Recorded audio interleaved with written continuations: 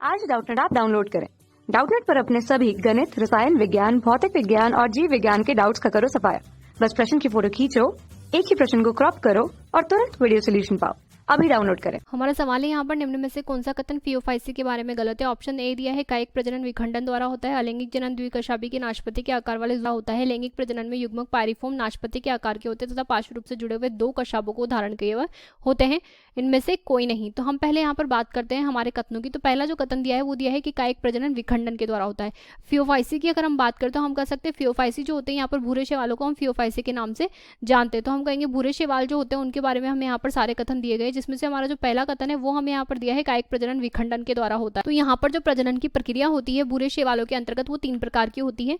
इसमें पहला जो होता है वो यहाँ पर विखंडन होता है। तो हम कह सकते हैं यहाँ पर पहली जो प्रक्रिया होती है वो यहाँ पर विखंडन प्रकार की होती है।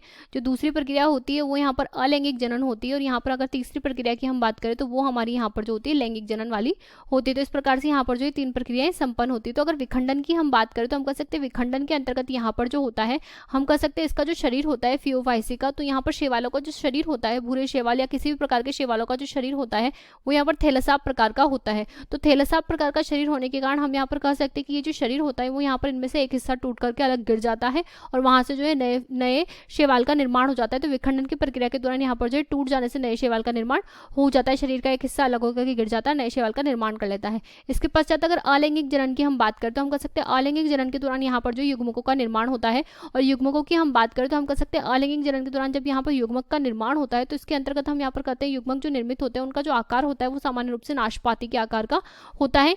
नाशपाती के आकार के जो युग्मक बनते हैं उनमें यहाँ पर जो फ्लैजिला पाए जाते हैं। फ्लैजिला इनकी विशेषता होती है। तो हम कह सकते हैं यहाँ पर जो फ्लैजिला पाए जाते हैं और फ्लैजिला का जो कार्य होता है वो यहाँ पर गति करवाना होता है। तो हम कह सकते हैं अलैंगिक जनन के द्वारा जो युग्मक यहाँ पर निर्मित हुए हैं उन युग्मकों को हम यहाँ पर जूस्पोर के नाम से जानते हैं। तो ये जो युग्मक यहाँ पर निर्मित हुए हैं जिन्हें हम यहाँ पर जूस्पोर के नाम से जानते हैं, इनमें जो फ्लैजिला पाया जाता है वो यहाँ पर चलन में मदद करता है, इनके गमन में यहाँ पर मदद करता है। और अगर लैंगिक जनन की हम बात करें तो इसके अंतर्गत भी यहाँ पर जो है युग्मकों का निर्माण होता है। परंतु लैंगिक जनन जो होता है सामान्य रूप से यहाँ पर 3 प्रकार का संपन्न होता है, जिसमें यहाँ पर होती है सबसे मुख्य जो होती है वो आइसोगेमी होती है, जिसमें यहाँ पर इनकी जो आकारिकी होती है नर युग्मक व मादा युग्मक की वो समान होती है।